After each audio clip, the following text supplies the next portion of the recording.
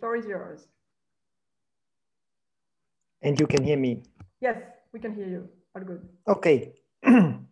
Great. Thank you very much. Thanks to you four organizers for putting this together in these rather nasty times. And a lot of speakers expressed that they would have been and would have preferred to be in Paris these days. I am in Paris these days, and I can just confirm that it would have been much nicer in Paris with you around than without you around. Okay, so the title of my talk is not very specific, so I should explain it a bit better in a plan of my talk, and it's a talk about from data to models and back. so fitting quite well with this little permutation, the title of the conference. And I will talk quite shortly about the part from data to models, which is very similar to what was already discussed in several talks, Farouk Morcos in the first week, and Rémi Monasson and Olivier Rivoire in particular this week. And it is about inferring data-driven sequence landscapes for homologous protein families.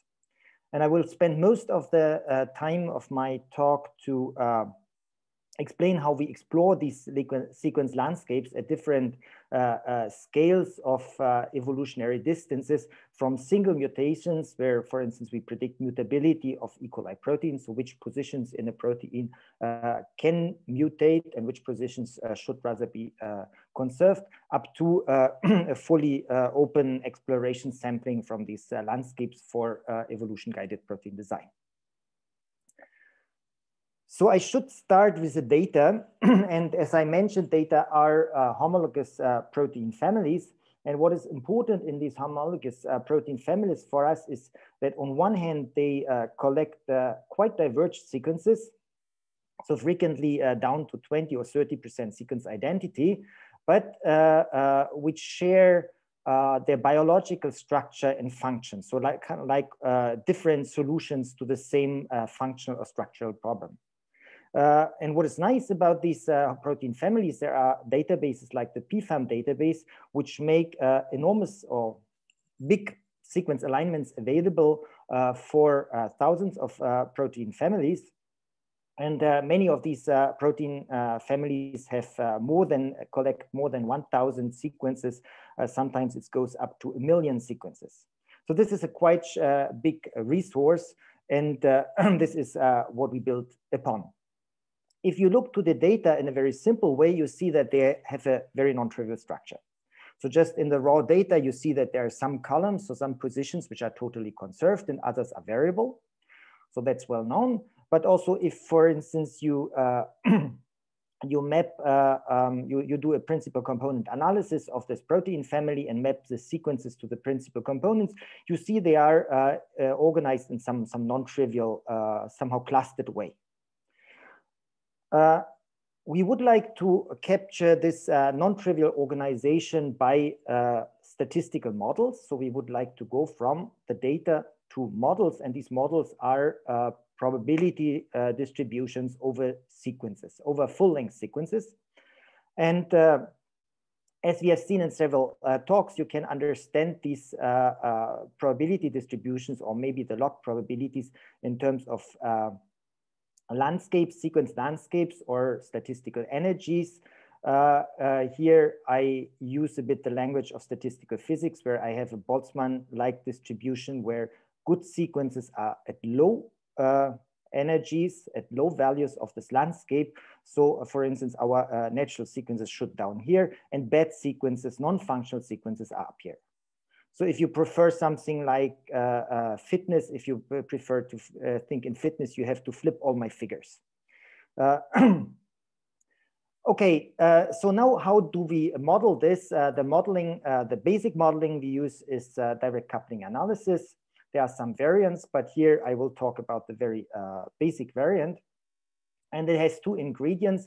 One are single residue contributions to this statistical energy, which take into account exactly the conservation I've shown to you. But a model having only these single residue terms is, for instance, not able to describe this clustered sequence-based structure, which I've shown in the PCA. This requires some epistasis, and what we use is pairwise epistasis, which may induce these clusters.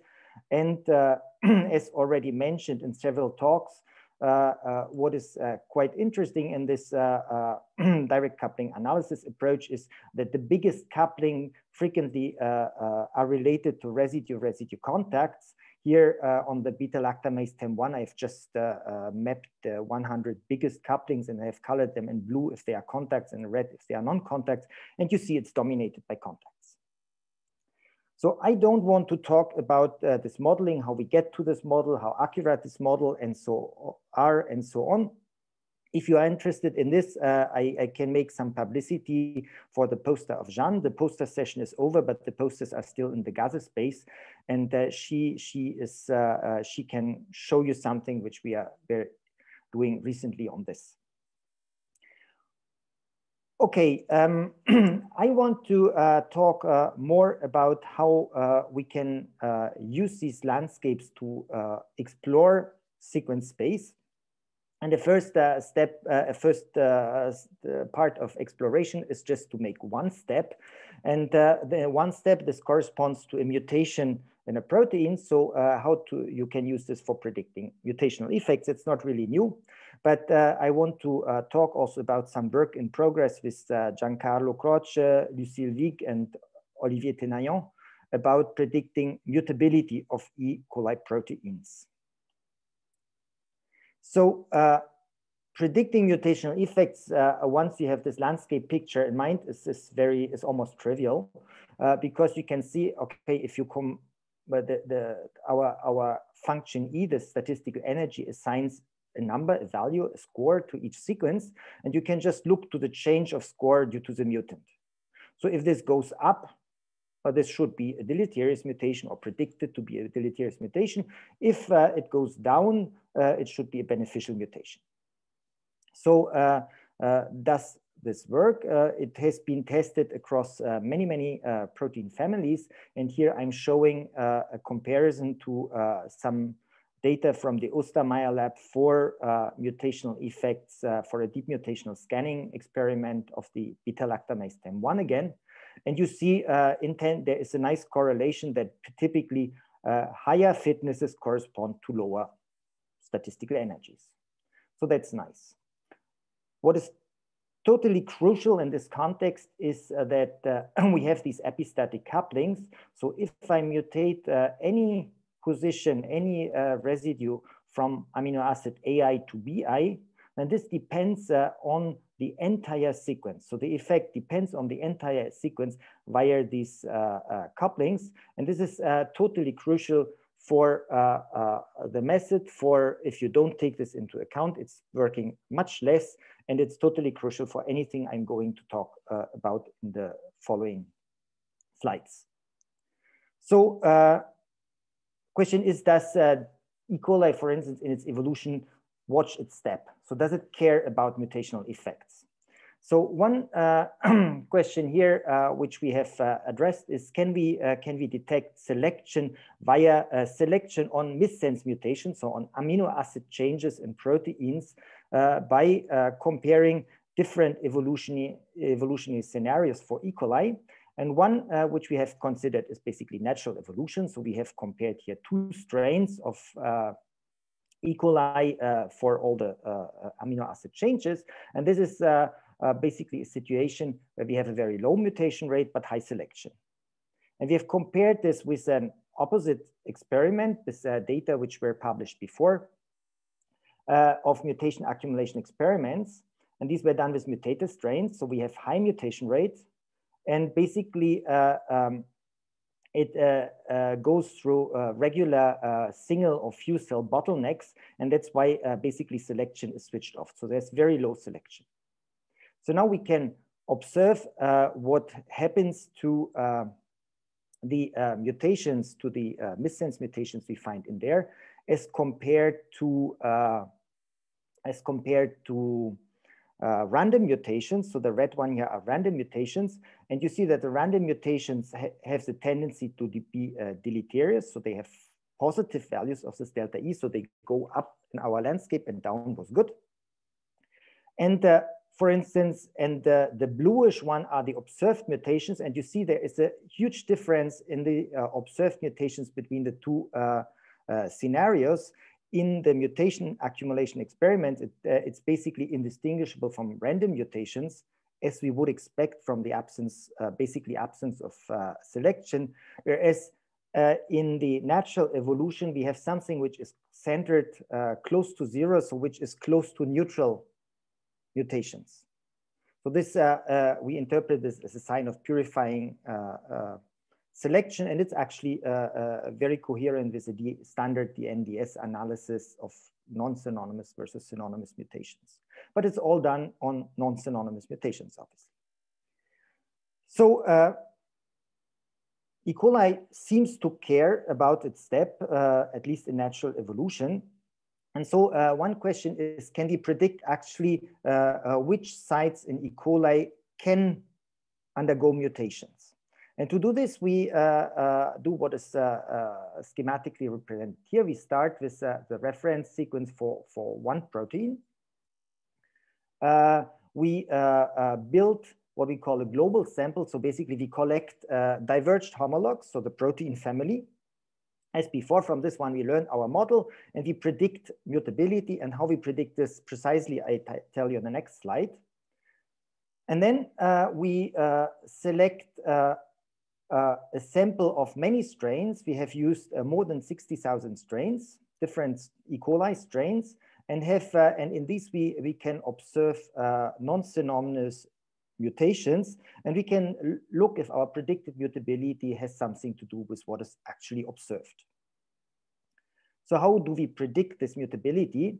There are two measures which we introduce. So one is a simple standard conservation measure, which is basically in the alignment of the homologs, the column entropy. So we just calculate the entropy for each position, and this measures the variability of the position across all homologs. So it's totally independent on E. coli. And then we have something which is dependent on E. coli, so which is a bit more complicated in the construction, but can easily be extracted from our model, which takes into account the probability for a certain amino acid in position I to appear in the context of the entire E. coli sequence. And for this one, for this quantity, we can again calculate some entropy, and this predicts the variability or the mutability of the position in the sequence context of E. coli. So we have these two quantities.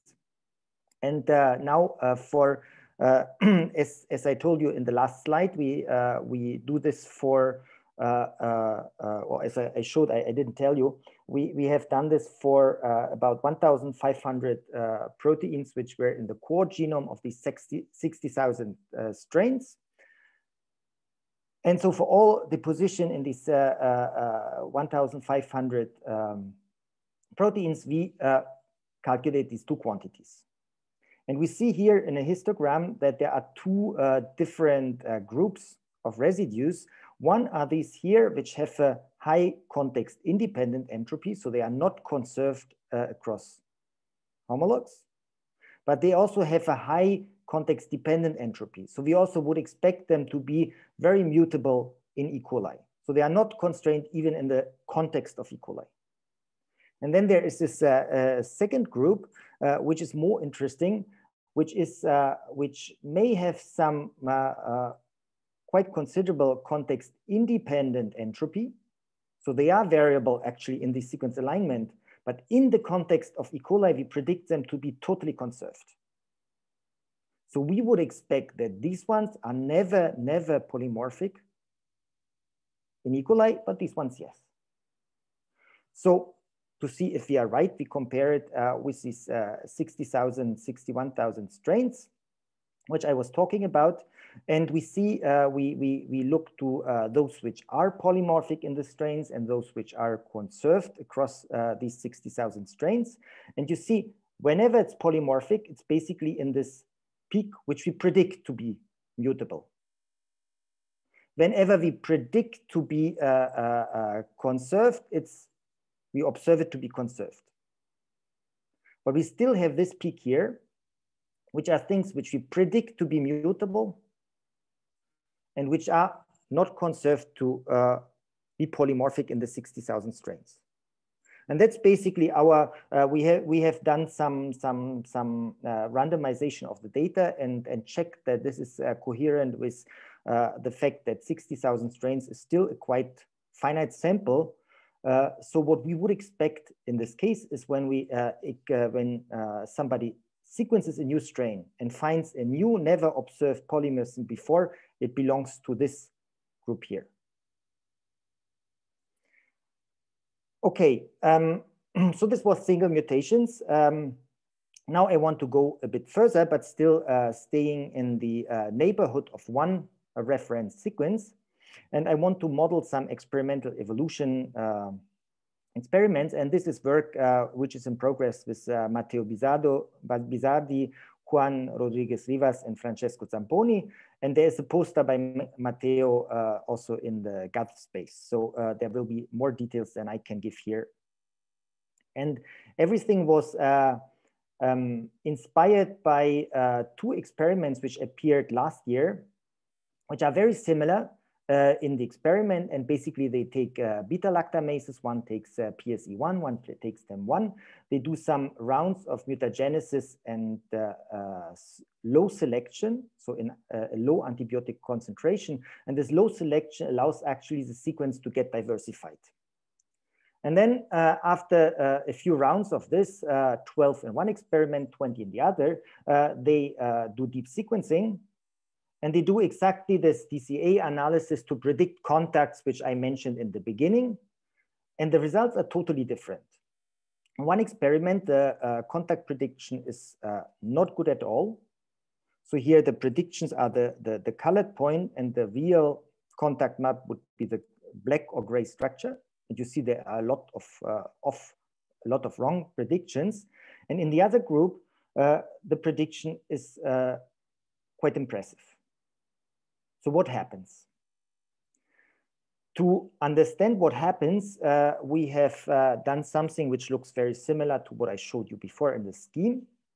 Again, we have taken the wild type sequence, which are these two beta-lactamases. We have collected homologs. We have constructed our model. That's always the same thing. And then we have simulated evolution. And the evolutionary model is basically the same what Faruk Morkos explained in the first conference. So we use the same evolutionary model. Okay, and this is, so we get in silico evolved sequences in our model, and then we can compare them to the lab evolved, which come from the two experiments. And I don't want to show you much about this comparison. We have tried quite a lot of measures to see that if we simulate more or less the experiments, we get statistically very similar signatures. And this is explained by on Matteo's poster. So if you find this interesting, so please talk to him or ask us, and we can go there after the talks. So what I just want to show you is that once we have established this framework, we can actually simulate experiments which have not been done. So for instance, we can do more rounds, and doing these experimental rounds is quite expensive in terms of its time. It's costs quite a bit of time. We can do more sequences, much more than, for instance, they can do in their sequencing runs. So we can explore. We can explore, for instance, how far we go from the original wild type sequence and how deep our alignments are. And so one thing which you see here, what I show here is the contact prediction on the simulated alignments. And it's if it's blue, it's nice, and if it's red, it's bad, basically. And you see that actually to see an epistatic signal, you have to go up to a certain distance. Before a certain distance, basically, you don't see anything. And you have to go to a certain depth of the alignment.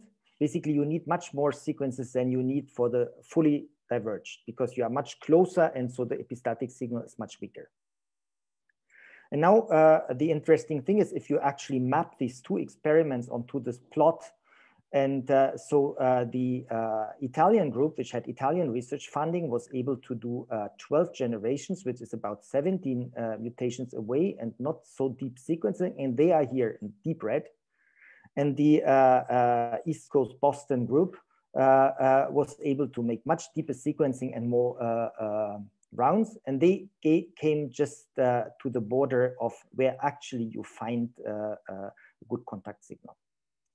Now, one thing which is interesting also is here that we can, for instance, change the selection strengths. And actually both experiments, according to us, would have benefited of taking a slightly lower antibiotic concentration, which allows a slightly better exploration of the space, but still a selection which leads to the epistatic signals. So this is, I think this is quite interesting because in principle, you can plan, the experiments, if you can simulate them before, you can better design maybe some parts of the experiments. So last point I want to discuss is a work which we recently published with some of the speakers of this week, Remy and Miss Simona, and together with Rama and Bill, Matteo, Pierre, and some others. And it's now we totally forget about reference sequence and we explore the entire space. So we sample from the space, from the sequence landscape, and we ask ourselves if we sample, if these are actually valid sequences or not. And the procedure we have is the following. So it's again more or less what you have seen several times. So we take homologous sequences, we construct a model, and then we sample from this model. And then our experimental colleagues take either an ensemble of natural homologs or of these artificial homologs, and test them. They replace E. coli wild type protein. I will tell you in a second which protein, and do some growth experiments under selection. So they replace the wild type E. coli by either natural homologs or by these artificially generated homologs. And they measure some relative enrichment. So the enrichment of the sequence after growth relative to before growth, and relative to what the wild type does. So this RE is 0 if it grows just as well as wild type E. coli, and it's strongly negative if it grows much less. So, and the protein we have used is chorus-mate mutase, which is a biosynthetic enzyme. So it's easy to select for because you can select for according to the medium you give to E. coli. And it's exactly the alignment Olivier was talking about yesterday with a bit more than 1,000 sequences of links 96. And the first thing is if we look to the natural homologs, we see that actually many of them don't work in E. coli. So they work in their conditions, but they don't work in E. coli. So about 1/3 of the proteins work in E. coli, but you see that our energy of this DCA model does not discriminate between them. It could not because it's learned on all of them, because we have done the model before actually the experiments were done. So we didn't have this information. But now the interesting thing is if you look to the design sequences, so the ones we have sampled from our landscape, and we have sampled them on a larger distribution of energies, and you see if these energies are higher than the ones of the natural, there's basically never something functional. So look, the x-axis, the relative enrichment, so about around 0 is functional, and the null strain would be minus 2.7 about. So the strain where you just delete the chorus-mate mutase. But if you go to the same range of energies like the natural, you find again a large fraction of functional sequences. So actually these, and many of them are at something like 40 mutations away from any existing natural sequence in our 1200 sequence alignment in the beginning. So here at low energy, you find about close to 40% of functional sequences. They are variable. And our models also allow us to estimate the probability that, for instance, a random sequence is functional. And this is about 10 to the minus 70. We can also say estimate the probability that a sequence which respects conservation, but does not take into account epistasis is functional. And this is about 10 to the minus 32. So these are really, and actually our experimental colleagues have tested some of them and they are never functional. Obviously they haven't tested 10 to the 30. So this was what I wanted to tell you about these landscapes which we have explored at different scales, and which at these different scales I think can give a very valuable information which can go back to experiments. And last but not least, I would like to thank a lot of people in the group in Paris and collaborators, several of them included in this project, but some also collaborating on related stuff. Thank you. Thank you very much, Martin, for the great talk. So now we welcome questions. I see actually that there are already some questions in the chat. So let me ask the first question by Tamar Friedlander. She's asking, energy difference is correlated with, but not equal to fitness difference. Can you then estimate the reliability of the distribution of mutation effects? Is the error unbiased? And she specifies that she's referring to the results that half of the observed mutations are considered deleterious. Is this indeed the case?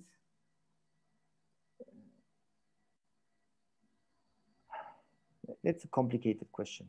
So one thing no, how do I go back in this thing? Yeah, so like this. So yeah, they are correlated, you see, but there is a lot of noise in all senses. So for instance, in the measurement already of the fitness, you see this bar here. So these are actually synonymous variants, which already have and oops, what's happening? These are synonymous variants, and so they are obviously in our delta E, they are all 0. But they have quite some distribution. So this is something which characterizes the error in the experiment. And also our prediction, obviously coming from finite data and from phylogenetically correlated nasty data, are not always super reliable. So you have a lot of errors on both sides. Then obviously, we predict these energies, and fitness can be, even if it's correlated, it can be in any nonlinear relationship.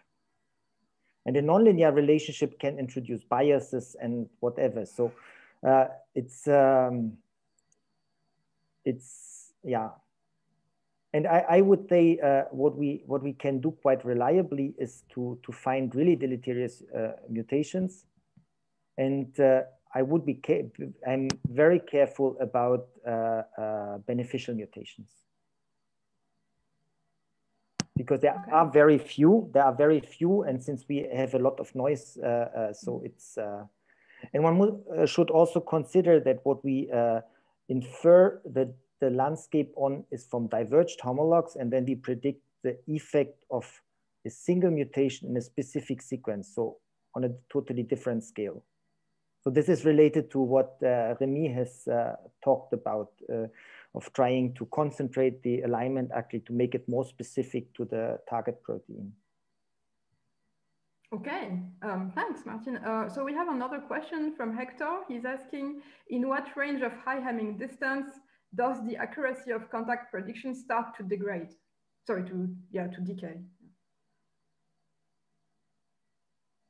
Yeah, he says, since it seems to be around 68 in your slide, it was the highest accuracy, but one expects that at some point the values will be equivalent to values in sequences without homology.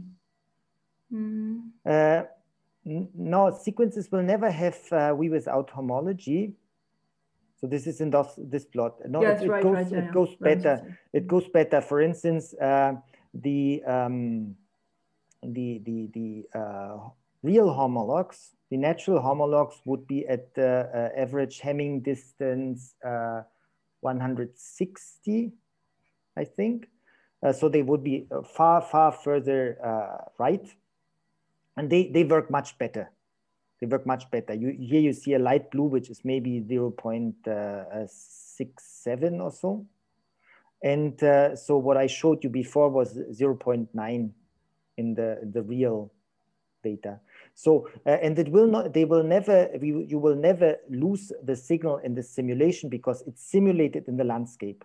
So actually, if you do a very long simulation, what you generate is exactly the kind of sample which we have used for the chorus-mate design. So you get an independently and identically distributed sample. And this should be the best to reconstruct exactly the model we have used for simulation. Okay, thanks. If we switch off selection, then we don't get any signal, obviously.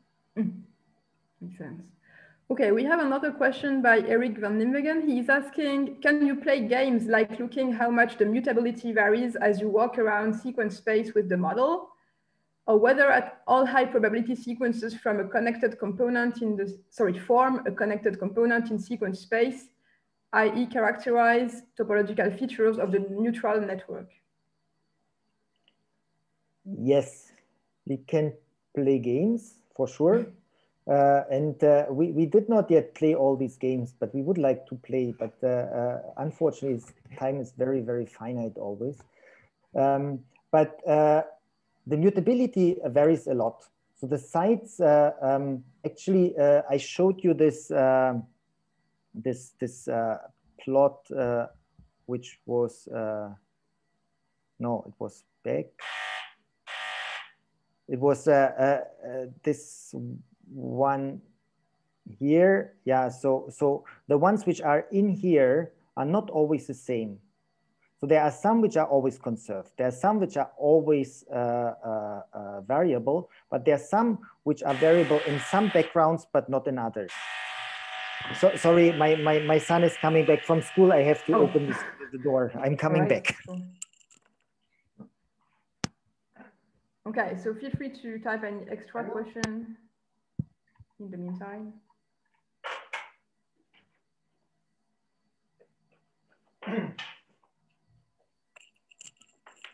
Okay. Yeah, so Martin, actually, I had so the second half of the question, is actually very interesting because you have seen the different clusters, and in some cases these clusters have very, very long times to get from one component to the other, and so this looks like very, very, very that like almost separated parts. Okay, cool. Actually, I have an extra question about the experiments that you presented in the second part. I mean, you pointed out that they would have benefited from a slightly lower concentration of antibodies. Yes. That's quite interesting. I mean, so I would like to know how exactly you connected the concentration to the selection strength to assess this. Okay, so at the moment we do this in a very stupid way. We see that there is we basically change some kind of effective temperature in our models, and if this is very low, we get something which is basically like directed evolution, and if this temperature is very high, we switch off selection, and we see that there is a certain temperature which is corresponding to the experiments. Which is actually close to 1 to the temperature, which we get from the inference of the natural sequences. And for the moment, we stayed at this one. So this is very, very schematic. And if you really want to do this, you should, for instance, you should simulate the mutation at the nucleotide level, and you should make much better models for selection and so on. At the moment, this is really, we started this very recently, and we did something which is very, very schematic to actually see if with a relatively rough model, we get the dynamics right. And there, so for instance, we see that it's if we have a bit less of selection, we get better contact prediction, but I cannot translate this into concentration of ampicillin. Okay, great. Well, thank you very much, Martin, for this answer and for your great talk. So we should now move on to our next speaker. So our next speaker is Michael Desai. So yeah, I have to ask you a question, Michael. Would you like to be recorded or not for this talk? I have no problem